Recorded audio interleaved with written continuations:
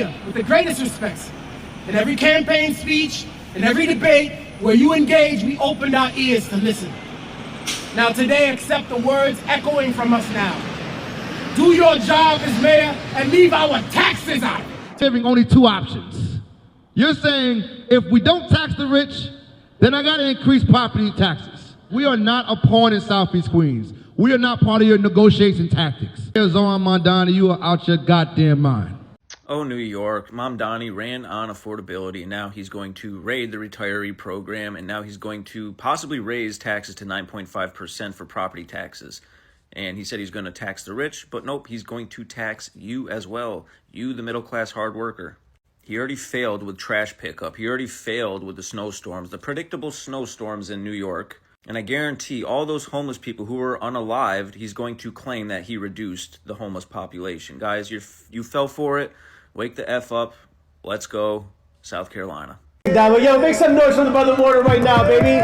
MashaAllah, yeah. Takbir! Oh, don't scare them, brothers. Relax.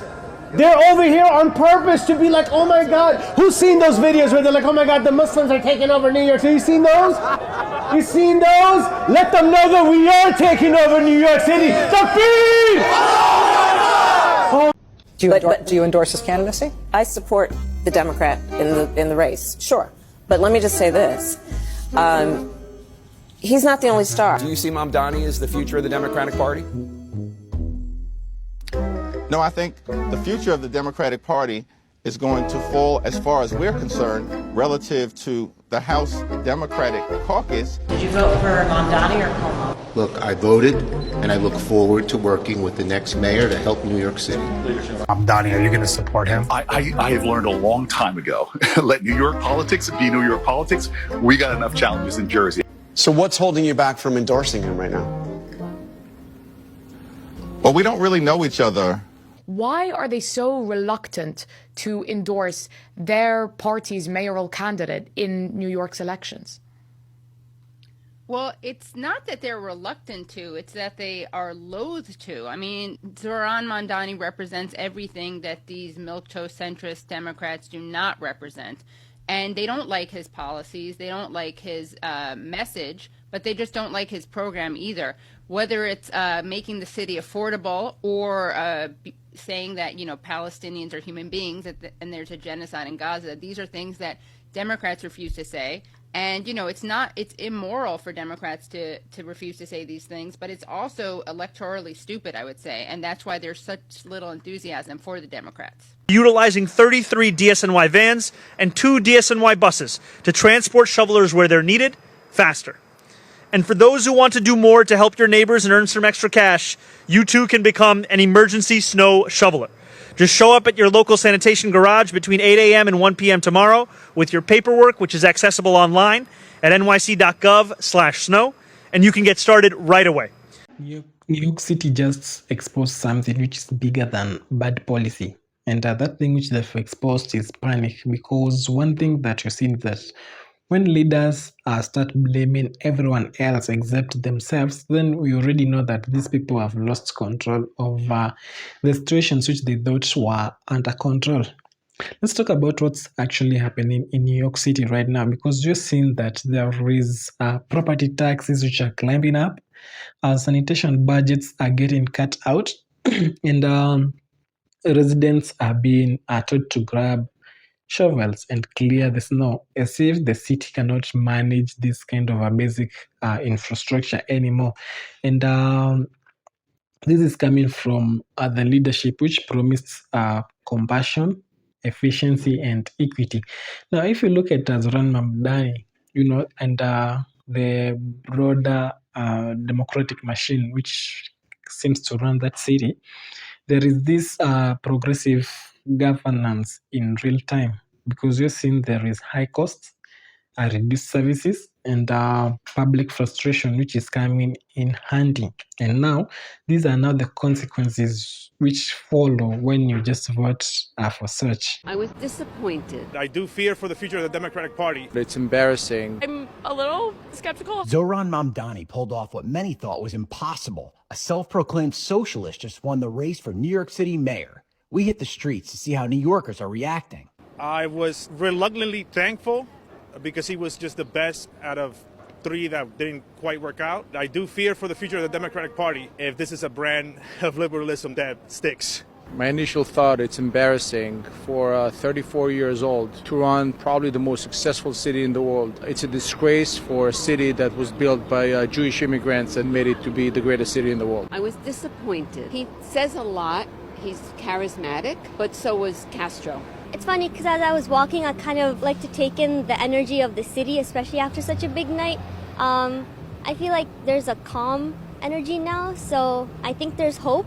And many people are saying this is a major shift in politics in the city. Do you feel that change today? And if so, what fears or hopes do you have? First day out, calling out Donald Trump. He doesn't know who he's getting in the ring with. As Tyson once said, everybody has a plan until you get punched in the face. So we'll see. I don't think he's going to be able to change much.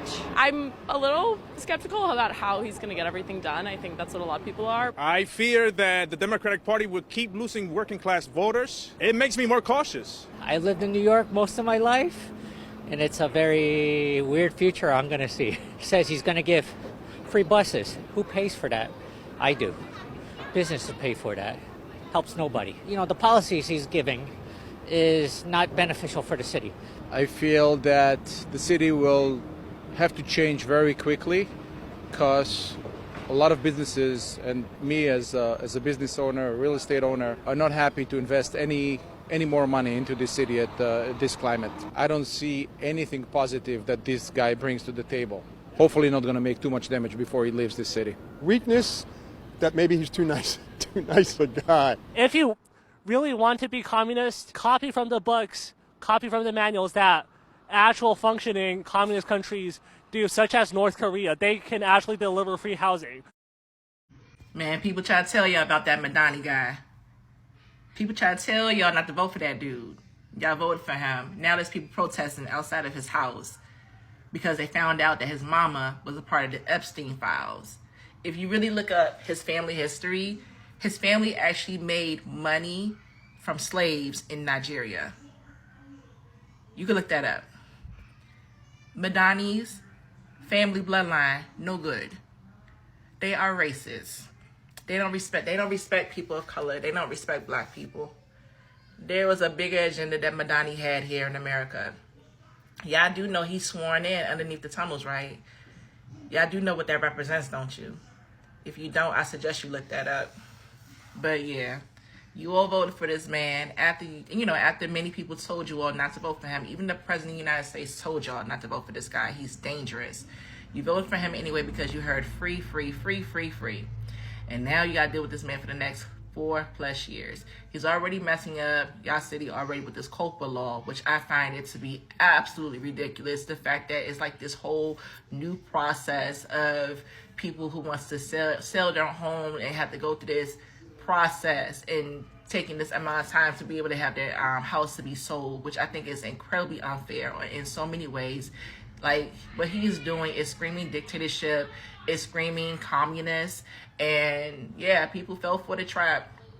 It's unfortunate, but yeah, y'all keep fighting that fight. Hopefully he'll step down, but people try to tell y'all. And I remember I made a video saying you can't be a Christian and vote Democrat because that'll make you a lukewarm Christian. I got dragged.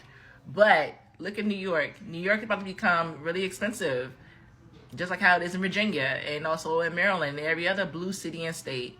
Y'all have to understand that the enemy is using people. He's using his agenda to get across through a ballot now. And folks got to wake up and be wise and actually look up these people that they want to fight for and vote for, and actually look at their policies that they represent and not the things that they say out their mouths anymore, because their words are flattery. They draw you in, but all they're doing is literally like they're playing in your faces. They like seriously playing you in your face, and I hate that for y'all, for real.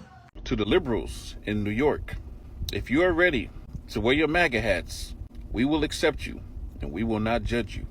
However, we did tell you to beware of voting for Mamdani and voting blue no matter who, because as you are now seeing, these Democrats all do the same thing. They make you all these promises tell you they're going to give you a bunch of free stuff, play on the black votes and on the brown votes, and then once they get in office, they start taxing and taxing. The mayor, with the greatest respect, in every campaign speech, in every debate where you engage, we opened our ears to listen. Now today, accept the words echoing from us now. Do your job as mayor and leave our taxes out. Giving only two options. You're saying if we don't tax the rich, then I got to increase property taxes. We are not a pawn in Southeast Queens. We are not part of your negotiation tactics. Zohran Mamdani, you are out your goddamn mind. Mayor Mamdani is saying that if the state doesn't tax the rich, they'll have to raise property tax here in the city. And as political reporter Marcia Kramer explains, it's all part of his new spending plan that he calls a last resort. But I want to be clear, $5.4 billion is still a very steep mountain to climb. In laying out his $127 billion fiscal plan that, despite the gap, increases spending by over $14 billion, the mayor offered a strategy that offers Governor Hochul and state lawmakers a Hobson's choice. Either pass election year tax hikes on the rich and corporations, or he will raise property taxes on everyone, homeowners, building owners, and corporations that own property here. The property tax increase, if the city was forced to do so, would be at a 9.5% increase. Now y'all are dealing with Mamdani, who is defunding the police and threatening to raise your property taxes by over 9%. When you are ready to stop listening to the propaganda of the left media, then we will be ready to accept you over here on the MAGA side. They're going to call us racist, they're going to call us crazy, but we are telling you the truth. Just like we told you the truth about the Epstein files and all the crazy stuff that was happening up there. Y'all got to start listening to us. God bless. So as we all have seen, New York City has been overtaken by a socialist nut job. And you cannot tell me that all New Yorkers voted for that. Now, I've seen videos of these loony leftists bragging about voting multiple times for this socialist.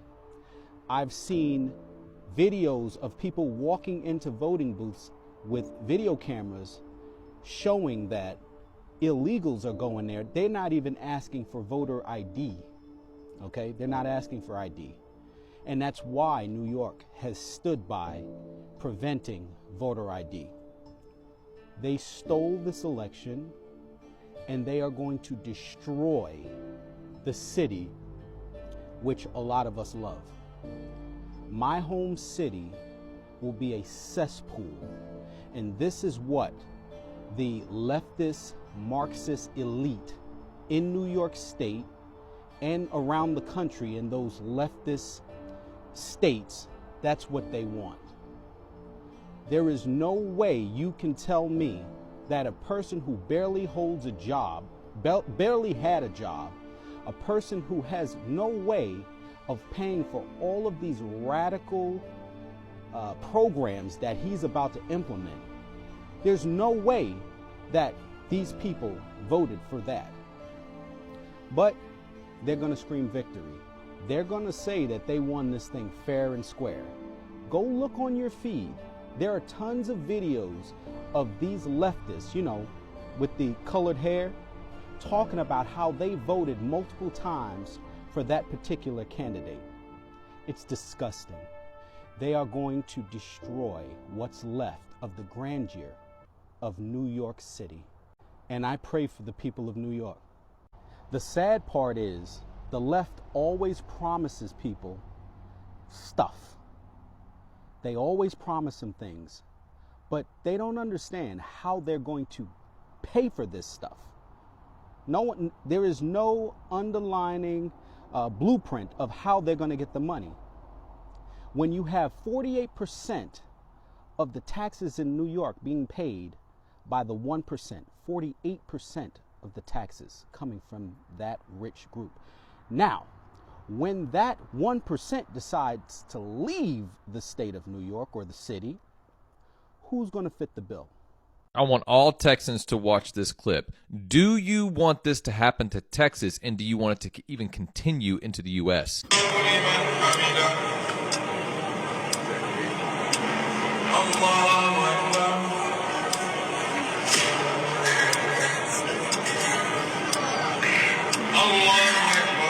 This is now what New York City looks like.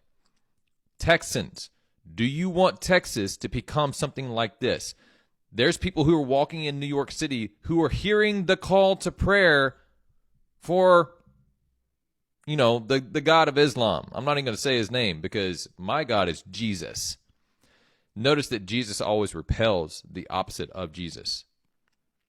So, Texans, do you want this to happen? Do you want this to happen in Texas? New York is gone. New York is conquered. This is breaking news out of New York. It's gone. It's been taken over by Islam. Do you want this to happen in Texas? I guarantee you the answer is no. We do not want this to happen in Texas. We are a Christian nation. We have to fight back. We have to go make our voices heard. Get out and vote. And another thing that we are looking at is that when these kind of policies fail quietly, then politicians have time to adjust. But when these policies come now and start falling into pieces loudly, then these people start to deflect, and suddenly the problem becomes misinformation, extremists, and everyone is questioning the direction of the city. And now, if you come ahead and start questioning how the city is going and everything, you'll now be treated as a threat. You'll become the danger. You'd now be blamed of causing this kind of misinformations and everything. But regular people are not asking for ideology. Whatever thing they're asking for is that why are they paying more than what they are getting back? They are paying more and getting less in return. And that's not just something which is local, but nationally, because that debate is actually spiraling, and people are questioning the motives behind the campaigns and also the promises. And you've got this kind of federal child trafficking arrests which are making the headlines. You've got chaos around deportation policy. You've got economic anxiety, which is tied to tariffs and inflation. But meanwhile, these people who are running this city are actually doubling down on messaging instead of results.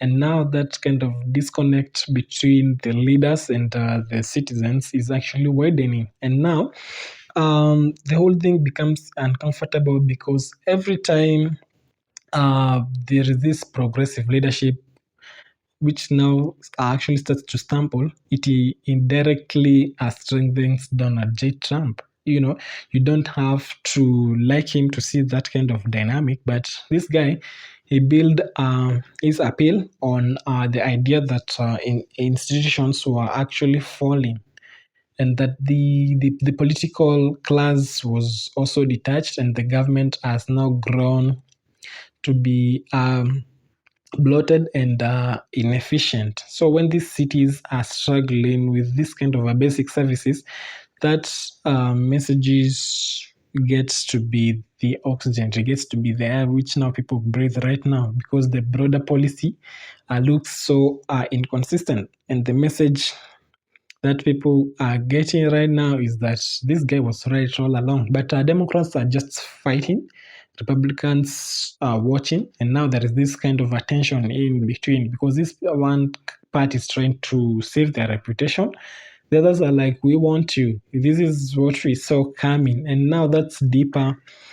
And there is this kind of a deeper fear which is actually driving this kind of narrative. And it is not just losing an election, but about this kind of losing the cultural dominance. For years, we've seen there is progressive narratives which have shaped this media, academia, and also the city governance. And now there is this kind of a pushback which is growing, and the fringe pushbacks, the mainstream pushbacks, and people are asking direct questions now. They are not hiding anymore. They're asking about spending, about crime, about migration, and the kind of national identity. And when these questions get louder each and every time, now response from some leaders feels as if it is defensive instead of confident. And now that shift rings a lot of alarm from these citizens, and now they can sense fear, they can smell that kind of fear, the mistrust which you've now bred, and the whole thing gets messy. So New York City is actually facing all that, and something is actually changing because the voters are actually less patient now. They are actually exercising, they actually are so done with this kind of excuses, and the people who have actually assumed that they will never actually face that kind of a serious resistance are now realizing that the ground isn't as stable as they thought it should be.